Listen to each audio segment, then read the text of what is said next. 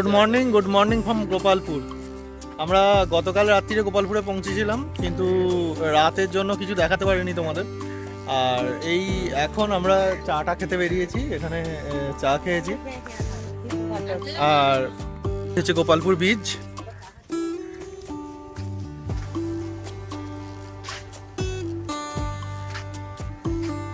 এই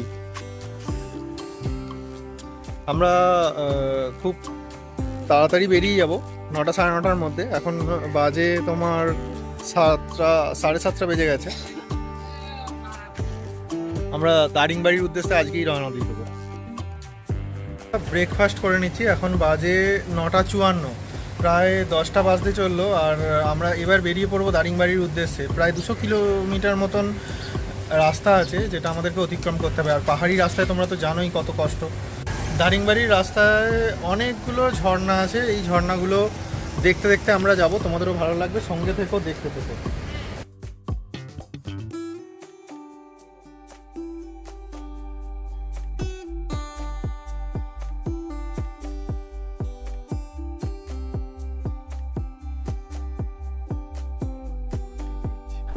গোপালপুর থেকে আমরা বেরিয়ে যাচ্ছি, এখন বাজে 10:16, আমরা বেরিয়ে পড়ছি।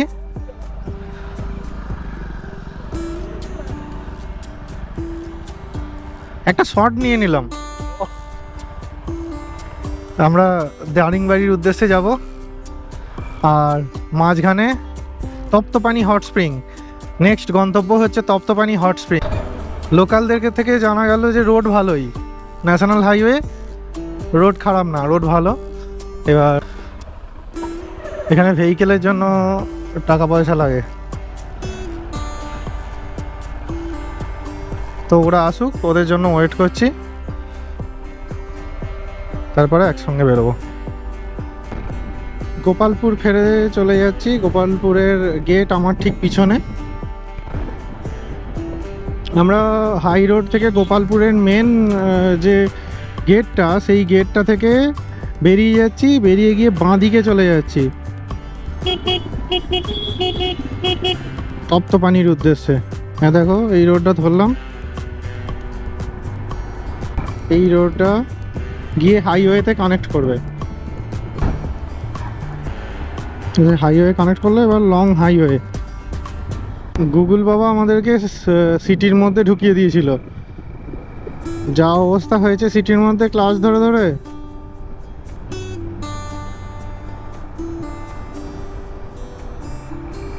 অবশেষে তপ্তপানির রাস্তা আমরা পেয়েছি, ঢুকিয়ে দিয়েছিল বারহামপুর। সিটি দিয়ে তপ্তপানি যেতে হচ্ছে, তার জন্য মাথা খারাপ হয়ে যাচ্ছে। আর সব থেকে বড় কথা, কলকাতার ট্রাফিকে যে একবার গাড়ি চালাবে, তার ট্রাফিক সম্পর্কে ভালো ধারণা হবে। কিন্তু এই উড়িষ্যার ট্রাফিকে কেউ কোনো নিয়ম মানে না, যে যখন যেদিকে পারছে চলে যাচ্ছে, অন্য কিছু গল্পই নেই। অবশেষে এই রকম একটা রাস্তা পেয়েছি, যদিও 2 ওয়ে, কিন্তু তাহলেও মোটামুটি বেরিয়ে যাওয়া যাবে। রাস্তায় সম্ভবত আর 48 কিলোমিটার মতো। আমি কিছু দেখলে আর পড়ার চেষ্টাও করছি না, সব ওড়িয়ায় লেখা। এখানে ইংরাজির ব্যবহারটাও খুব কম। ডান দিকে ছোট ছোট টিলা এখনই দেখা যাচ্ছে।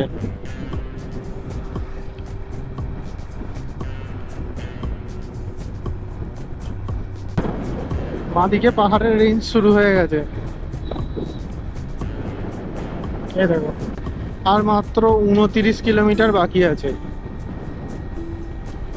এগুলো গ্রাম পঞ্চায়েত এরিয়া, আর চারধারে নর্মালি চাষযোগ্য জমি জায়গা আছে। কোনো কোনো জায়গায় হরিণও দেখতে পাওয়া যায় এখানে। দীঘা পাহান্ডি ওয়েলকামস ইউ, জায়গাটার নাম দীঘা পাহান্ডি। কিছু চাঁদা নিচ্ছে সম্ভবত।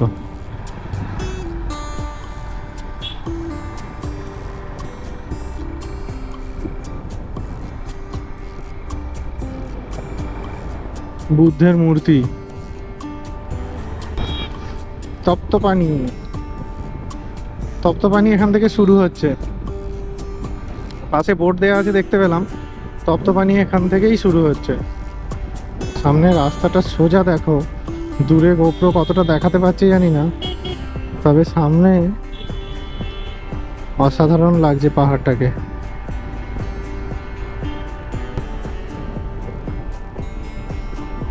তপ্তপানিতে ঢুকেই এইখান থেকে আমরা ডান দিক নেব।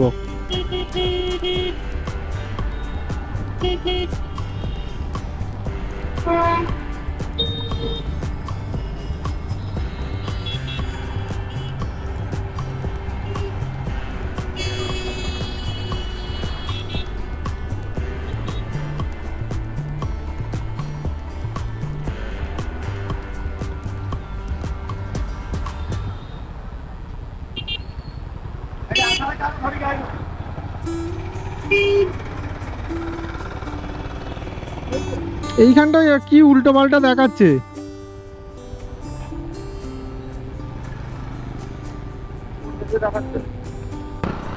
আগের যে মোড়টা আছে টোটাল 6টা মাথা আছে, এই 6টা মাথার মোড়টা এসে গন্ডগোল করেছিলাম আমরা। একদম শেষ মোড়ে গিয়ে ডান দিকে যাওয়ার কথা, আমরা শেষটায় না গিয়ে তার আগেই ডান দিক মুড়ে নিয়েছিলাম, সেই জন্য ওখান থেকে আবার ফেরত আসতে হলো। ফেরত এসে যদিও বেশি দূর যাইনি, তখনই বুঝতে পেরেছিলাম যে ভুল যাচ্ছি। তপ্তপানি হট স্প্রিং এর কাছাকাছি প্রায় পৌঁছেই গেছি।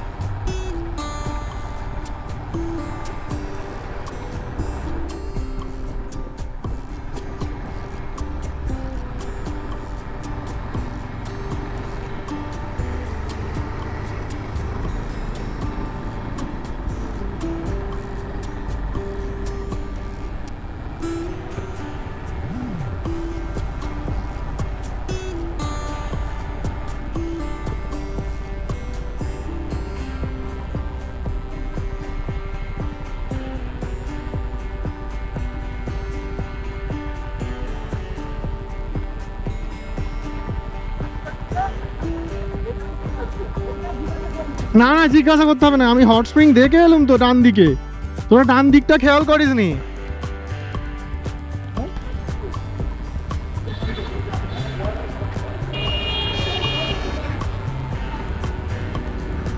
তপ্তপানি হট রিসর্ট, তপ্তপানি হট স্প্রিং।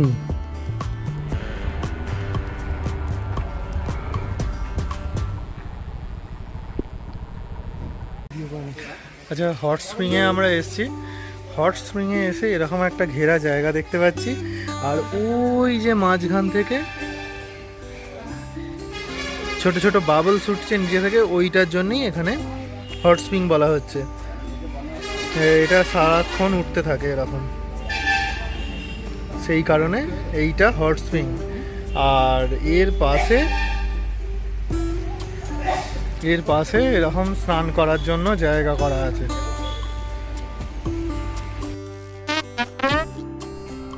আবার হ্যাং করেছিল, তো সেই জন্য আমাদেরকে একবার দাঁড়াতে হয়েছিল।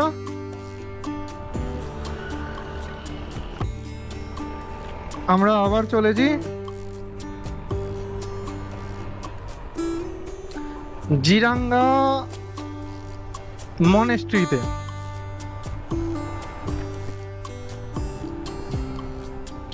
33 কিলোমিটারের মতো দেখাচ্ছে, 50 মিনিট যেতে সময় লাগবে।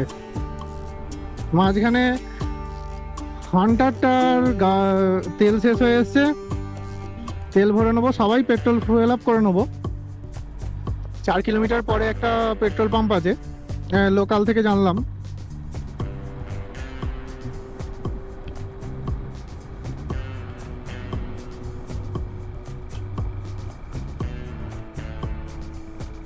পেট্রোল পাম্পের কাছে গিয়ে দুটো রাস্তা দুদিকে চলে যাচ্ছে, একটা হচ্ছে ডান দিকে পেট্রোল পাম্প আর বাঁ দিকে হচ্ছে ওই যে মনেস্ট্রি, জিরাঙ্গা মনেস্ট্রি, ওখানে চলে যাচ্ছে। আমরা পেট্রোলটা নিয়ে তারপরে আবার ফেরত আসবো। যাওয়ার আগে দুটো রাস্তা পড়বে। ডান দিকের রাস্তায় গেলে তোমরা পেট্রোল পাম্প পাবে। আমরা ডান দিকের রাস্তায় গেলাম, গিয়ে পেট্রোল জাস্ট 500 মিটারের মধ্যে সব কটা গাড়ির পেট্রোল ভরালাম, আর তারপরে আবার ফেরত এসে বাঁদিক নিলাম। আর এই রাস্তাটা সোজা জিরাঙ্গা মনেস্ট্রির দিকে যাচ্ছে, 24 কিলোমিটার। অনেকক্ষণ পরে ভালো রাস্তা পেয়েছি। ওখানে 15 কিলোমিটারের মতো প্যাচ খুব খারাপ ছিল। 326A 326A NH national highway. যাক, এই ভিউটা দেখে মনটা খুশি হয়ে গেল।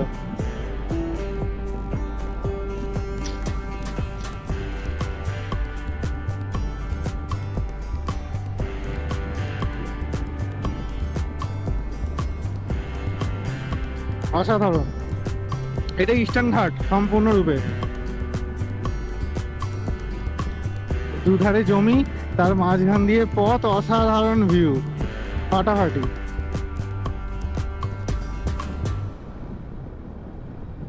এগারো কিলোমিটার মতন বাকি আছে মনেস্ট্রিতে পৌঁছতে। যদি এরকম পুরোপুরি রাস্তা হয় তাহলে তো মিটেই গেল, অসুবিধে হবে না, তাড়াতাড়ি পৌঁছে যাব। মিনিট 15 লাগবে পৌঁছাতে। মেন রোড থেকে ডান দিকে ঢুকে এখানে সরু পিচ, এটাই মনেস্ট্রির রাস্তা। এখান থেকে 4-4.5 কিলোমিটার। এর মধ্যে যদি রোডটা ভালো হতো তাহলে আরো ভালো লাগতো। রোড একদমই ভালো না বন্ধুরা।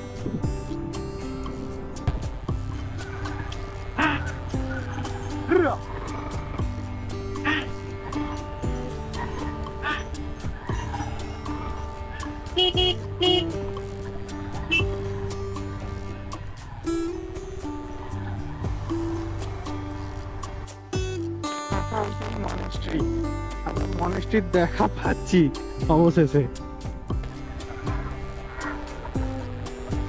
মনেস্ট্রি का रोड किधर है? सीधा?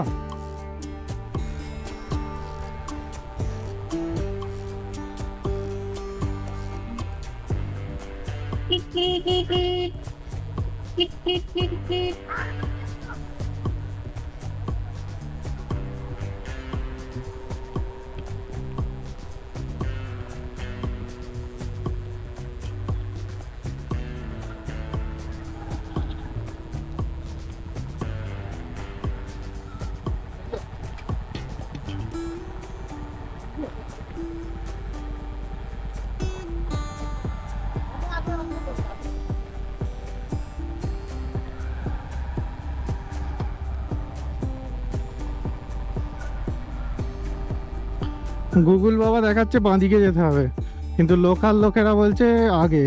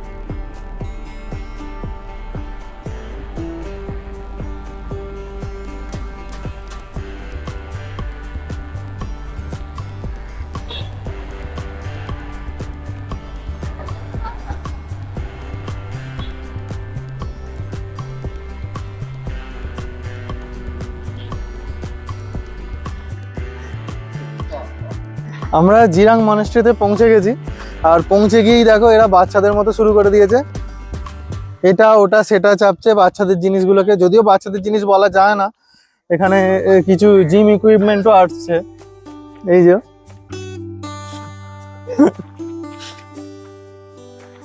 আর এই হচ্ছে মনেস্ট্রি, জিরাং মনেস্ট্রি।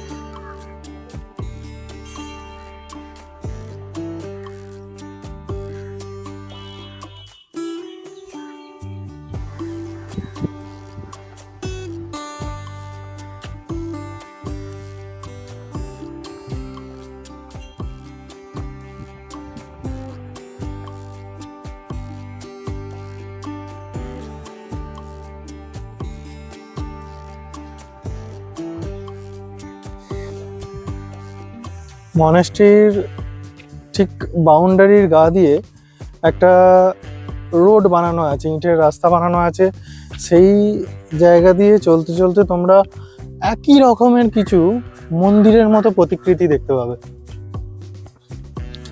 আর মনেস্ট্রিতে যেটা থাকে ওই গোল গোল করে ঘোরে, ঘন্টা বাজে ভিতরে, আর লেখা তো আমি পড়তে পারছি না, তো এই একটা,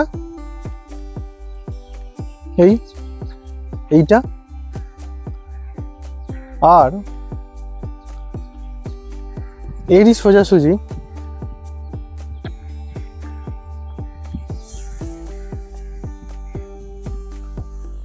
ওই দিকে, ওই দেখো এই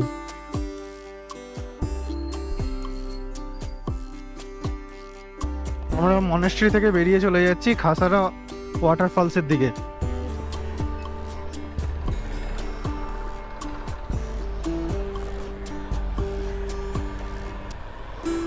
তার আগে এই বুদ্ধ মূর্তির সামনে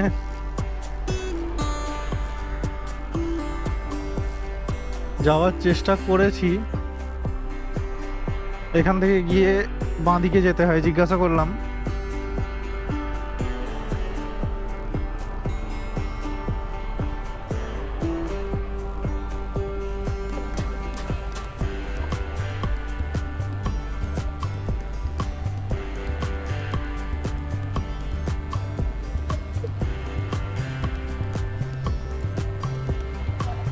এখানে বোটিং ফোটিংও হয়, পদ্মা সরোবর বোটিং।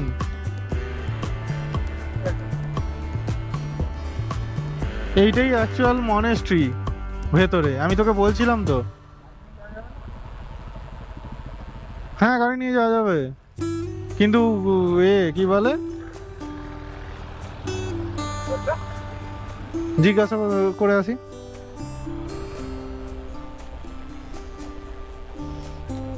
अच्छा यहाँ से गाड़ी लेके जा सकते हैं क्या? हाँ गाड़ी जाएगा, गाड़ी जावे यहाँ भीतरे। इसका कुछ टिकट विकेट है क्या? 3 बाइक है, 30 रुपीज। 30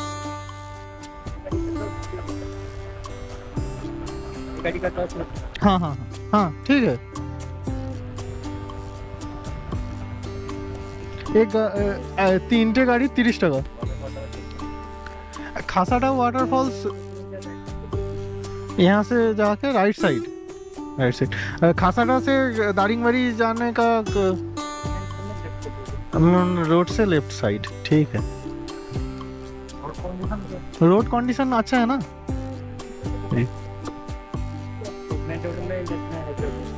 जी जी। यहाँ पर बोटिंग वगैरह होता है ना? जी।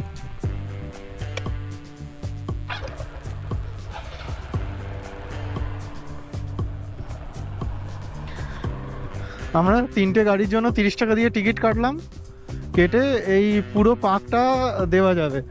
এটা হচ্ছে বুদ্ধ মূর্তি, কিন্তু থোড়াটা রিমিক্স, জলের মাঝখানে। এটায় বোটিং হয়, আর এটা মনেস্ট্রিরই অংশ।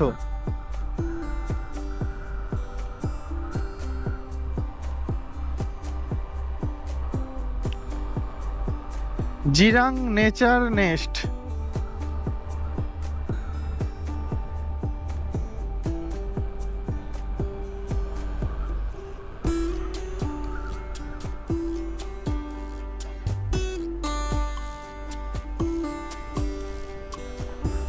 Family restaurant. আমাদের এখনো পর্যন্ত লাঞ্চ করা হয়নি, তো আমরা এখানে ভেতরে ঢুকে ফ্যামিলি রেস্টুরেন্ট দেখতে পেলাম। তো দেখি যদি এখানে কিছু খাওয়া যায়।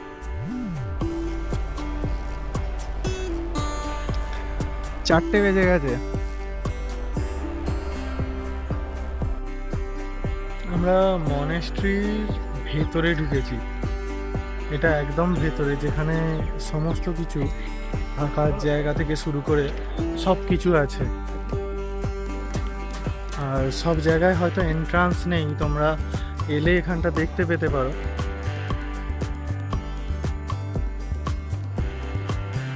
এগুলো সব যে দেখতে পাচ্ছ, এগুলো সব কিন্তু থাকার জায়গা। মনেস্ট্রির ভাগ আছে।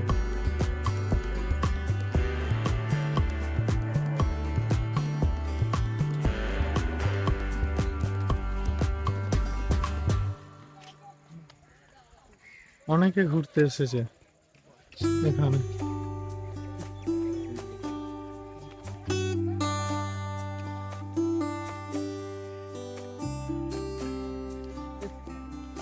এটা হচ্ছে প্রেয়ারের জায়গা।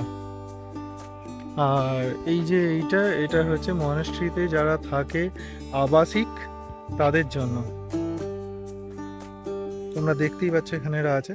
তবে একটা বিষয়, আমাদের যে ঢুকতে দিয়েছে, দেখতে দিয়েছে, এটাও একটা ব্যাপার। কিন্তু এটা সাধারণত সবসময় ওপেন থাকে না। আমরা মনেস্ট্রির বাইরে এতক্ষণ ঘুরে ভাবছিলাম যে ওটাই মনেস্ট্রির ভেতর, কিন্তু অ্যাকচুয়াল মনেস্ট্রি হচ্ছে এটা। ওটা একটা ছোট্ট মতন পার্কের মতো করা।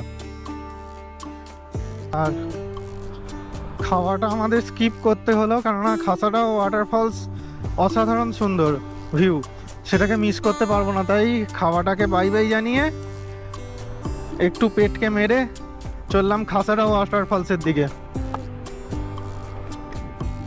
মাত্র 6 কিলোমিটার। অন্ধকার হবার আগে ফিলটা নিতে হবে।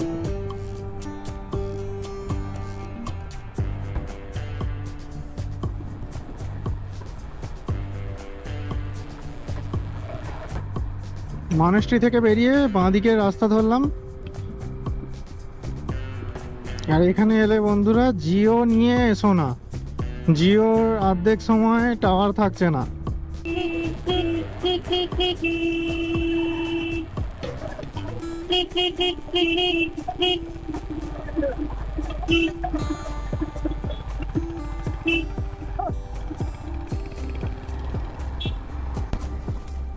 খাসাডা ওয়াটারফলস ডান দিকে।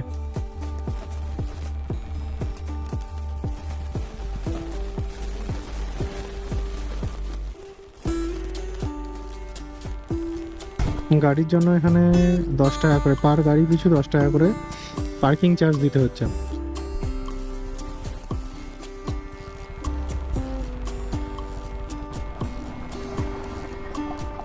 আমরা ওয়াটারফলের বেশ কাছাকাছি চলে এসেছি। খাসাডা ওয়াটারফলস। আমরা এই পথ দিয়ে এসেছি, আর এই হচ্ছে খাসাডা ওয়াটারফলস। ছোট্ট একটা ব্রিজ করা আছে, যাতে আমরা ওয়াটারফলসের কাছাকাছি যেতে পারি। এই দেখো, সবাই চান করছে, আর ওইখানে ওয়াটারফলস। অসাধারণ সুন্দর ভিউ।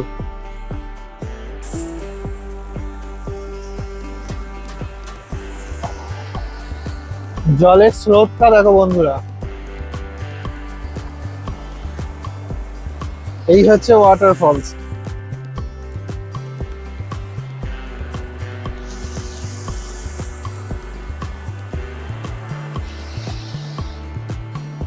মন খুশি করা জায়গা।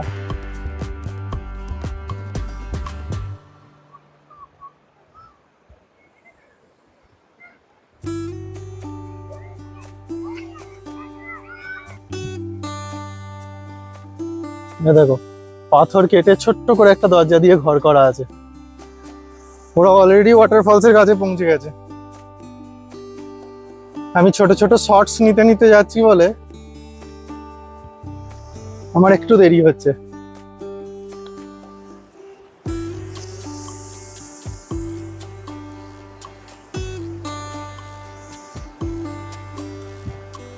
বাহ, খাসাডা ওয়াটারফলস। খাসাডা থেকে বেরিয়ে পড়লাম। অসাধারণ সুন্দর ফিলিংস, দারুণ ঝর্ণা, বেশ মন ভালো করা ঝর্ণা বলতে পারা যায়। ভালো লাগলো দেখে। এবার আমরা সোজা দারিংবাড়ির উদ্দেশ্যে রওনা দেবো। মাত্র 222 কিলোমিটার মতো রোড ছিল, বাট আমরা যেসব জায়গাগুলোয় ভিজিট করলাম সেই সব জায়গাগুলোয় ভিজিট করার পর আমাদের ঠিক সন্ধেই হয়ে গেল। আমরা এখন দারিংবাড়ির পথে রওনা হয়েছি। 2 ঘন্টা 33 মিনিট গুগল দেখাচ্ছে, ধরে নিতে হবে ওটা 3 ঘন্টা লাগবে। 106 কিলোমিটার টোটাল রোড। কিছু বলছিস? এই রাস্তায় যেটা সামনে পড়বে সেটাই।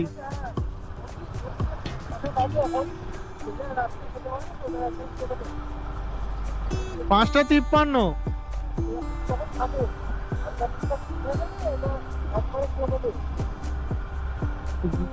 এটা যে যখন পাচ্ছি তার উপর নির্ভর করছে।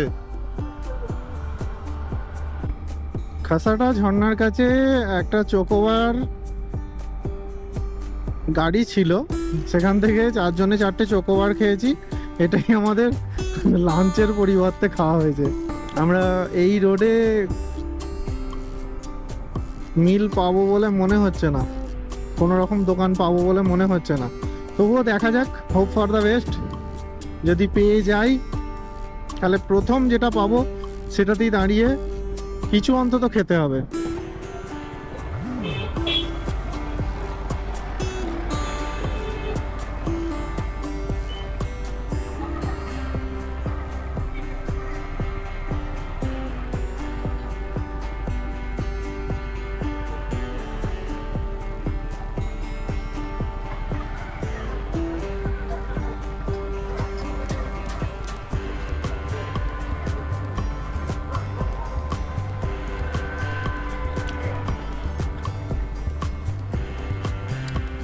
এখানের যা পরিস্থিতি, তাতে রাস্তার ধারে কিছু খেয়ে নিতে হবে। আমি বলছি রাস্তার ধারে 2 মিনিট দাঁড়িয়ে যদি চপ মুড়ি পাওয়া যায়, একটুখানি দাঁড়িয়ে খেয়ে নেওয়া, তারপর আমরা রাত্রিবেলা হ্যাঁ হালকা করে খেয়ে নিয়ে ওখানে গিয়ে ডিনারটা করতে হয়েছে হয়েছে হয়েছে ঠিক আছে, চ তাহলে। আমরা রাস্তার ধারে একটা মার্কেট পেয়েছিলাম, তো সেই মার্কেট থেকে বড়া, চাটনি আর একটা করে রোল খেলাম। তাতেই আপাতত পেটটা শান্ত হয়েছে। আর মোটামুটি 100 কিলোমিটার মতন বাকি দারিংবাড়ি পৌঁছাতে। NH 326। আর এই রোডের মধ্যে জীবজন্তুও থাকতে পারে।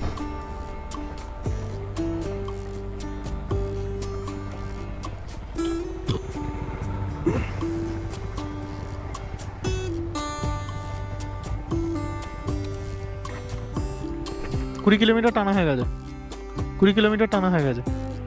একটু চা খেয়ে নি, তারপরে যাবো। চা পাবো না, এরপরে লং স্ট্রেচ আছে এখানে। এরপরে যে স্ট্রেচটা আছে সেটা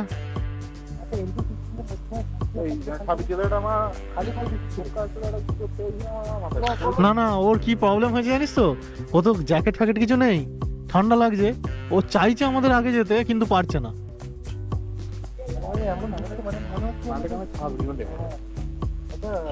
আমি বলছি কি করবে কি করে না, যত লেট করবো ওই দিকে লেট হবে। 9:30 পর রুম খুব চাপ হয়ে যাবে।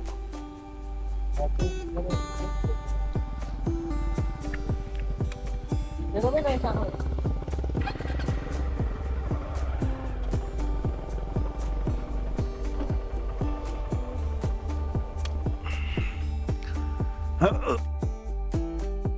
এখনো 54 কিলোমিটার বাকি। শুনশান রাস্তা, মনে মনে কিন্তু ভয় প্রচুর লাগছে। আমরা 4জন বাইকারে আছি, তাও 3টে গাড়িতে, আর কেউ নেই গোটা রাস্তায়। বাজে এখন 7:58। 7:58 এখনো হয়নি, 10 মিনিট পিছিয়ে ধরতে হবে। 7:48 দারিংবাড়ির পথে। রোমাঞ্চকর অভিজ্ঞতা।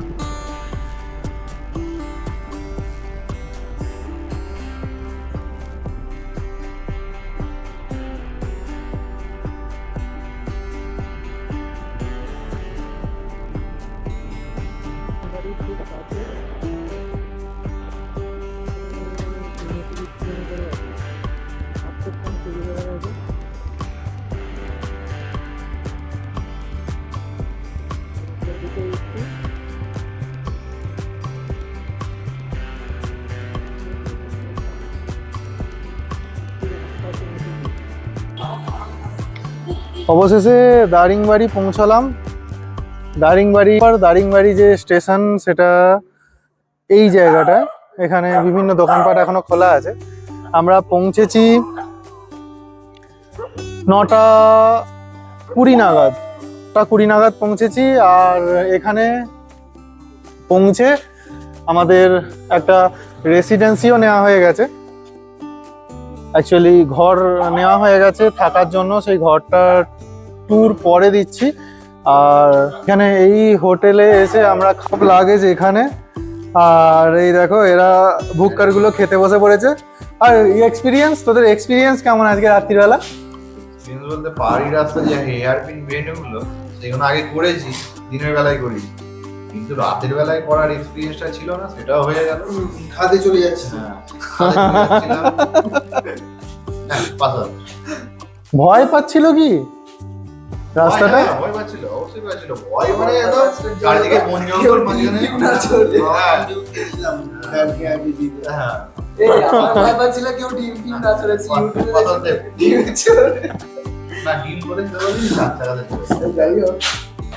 মাঝখানে মাঝখানে মাঝখানে যখন রাস্তার মাঝখানে ইট পড়েছিল, তখন কি মনে হচ্ছিল কেউ উপর থেকে ইট ছুটছে?